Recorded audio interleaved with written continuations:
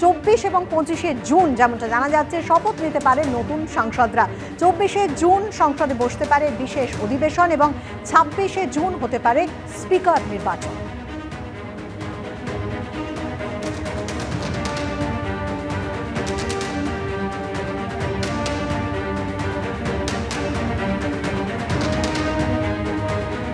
প্রথমবার মন্ত্রী হয়ে জোড়া দায়িত্ব পেয়েছেন সুকান্ত মজুমদার। শিক্ষা এবং উত্তর পূর্ব উন্নয়ন প্রতিমন্ত্রীর দায়িত্ব তিনি আজ নিয়েছেন, আর তার আগে আজ দিলীপ ঘোষকে প্রণাম করে আশীর্বাদ নিয়েছেন সুকান্ত।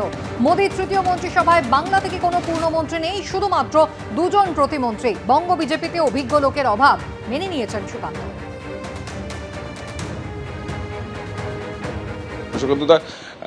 যে সময় আপনি শিক্ষা দপ্তরের দায়িত্ব নিচ্ছেন সে সময় রাজ্যে শিক্ষা দুর্নীতি একটা বড় ইস্যু, আপনার প্রায়োরিটি কি হবে দায়িত্ব নেওয়ার পর? দেখুন, প্রথম কথা হচ্ছে এখনই প্রায়োরিটি এত কিছু ভাবার সময় আসেনি আমার বলে মনে হয়।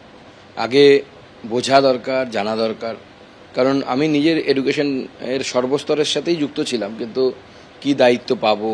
আমাদের সিনিয়র মন্ত্রী শ্রী ধর্মেন্দ্র প্রধান আছেন, যিনি অত্যন্ত অভিজ্ঞ, তার অভিজ্ঞতা খুব ভাস্টলি এক্সপিরিয়েন্স যাকে বলে। তাদের মার্গদর্শন আছে, মাননীয় মোদিজির ভিশন আছে, মিশন আছে, সেইটাকে দেখে সামনের দিকে কাজ করা।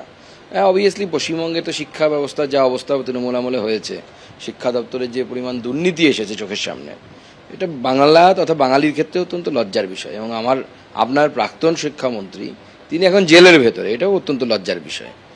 এবং দুর্ভাগ্যবশত সেই শিক্ষামন্ত্রী এবং আমি একই সাথে পিএইচডির এনরোলমেন্ট করিয়েছিলাম একই বিশ্ববিদ্যালয় থেকে, নর্থ বেঙ্গল থেকে। তো যাই হোক, আক্ষেপ হচ্ছে না, আক্ষেপের বিষয় নেই। সে তো দেখুন, স্কুলে তো প্রচুর ছাত্র তৈরি করে, কোনো ছাত্র ডাক্তার, ইঞ্জিনিয়ার, মাস্টারমশাই হয়, কোনো ছাত্র গুন্ডাও হয়। তো কিছু করার, তো সেক্ষেত্রে তো কিছু করার নেই।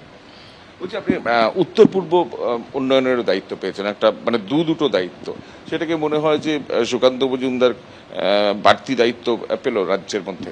দেখুন, প্রথম কথা হচ্ছে মাননীয় প্রধানমন্ত্রী আমার উপর যে ভরসা রেখেছেন নরেন্দ্র মোদীজি, যে আমার মতো সাধারণ কর্মীকে এত তাড়াতাড়ি এত বড় দায়িত্ব দেওয়া, শিক্ষা দপ্তরের মতো একটি দপ্তর, তার সাথে ডোনিয়ার বলে সংক্ষেপে, অর্থাৎ নর্থ ইস্ট, উত্তর পূর্ব ভারতের যে দপ্তর, যেটি অত্যন্ত গুরুত্বপূর্ণ। কারণ মোদী সরকার আসার পর থেকে উত্তর পূর্বের দিকে বিশেষভাবে দৃষ্টি দেওয়া হয়েছে, এবং সেটা আমার মনে হয় নির্বাচনের রেজাল্টেও বারবার প্রতিভাত হচ্ছে।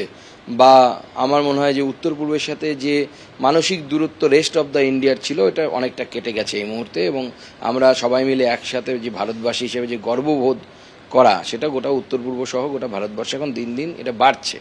তো আমার মনে হয় যেটা যে বিরাট গুরুদায়িত্ব মাননীয় প্রধানমন্ত্রীর মার্গদর্শনে, এবং আমাদের যিনি মন্ত্রী আছেন ক্যাবিনেট মিনিস্টার জ্যোতিরাদিত্য সিন্ধিয়া মহাশয়, তার মার্গদর্শনে এগিয়ে যাব আমরা। লাস্ট হচ্ছে যে আপনার আজকে শ্লাঘার দিন, কিন্তু বাঙালির একটা আক্ষেপের দিন, কারণ এই কারণে যে সেই তপন শিকদার, সত্যব্রত মুখোপাধ্যায় থেকে সুকান্ত মজুমদার কেউ পূর্ণমন্ত্রী হলেন না। অনেকে বলছেন এই রাষ্ট্রমন্ত্রীর দায়িত্ব নিয়ে কি বাঙালি কি পূর্ণমন্ত্রী পাওয়ার যোগ্যতা নেই এতদিন? না, সে সময় এলেই হবে, অসুবিধা নেই, অপেক্ষা করতে হয়, নিজেদেরকে তার আগে তৈরি হতে হবে। আমাদের মধ্যেও তো এক্সপিরিয়েন্স লোকের অভাব আছে, এটা তো অস্বীকার করার জায়গা নেই।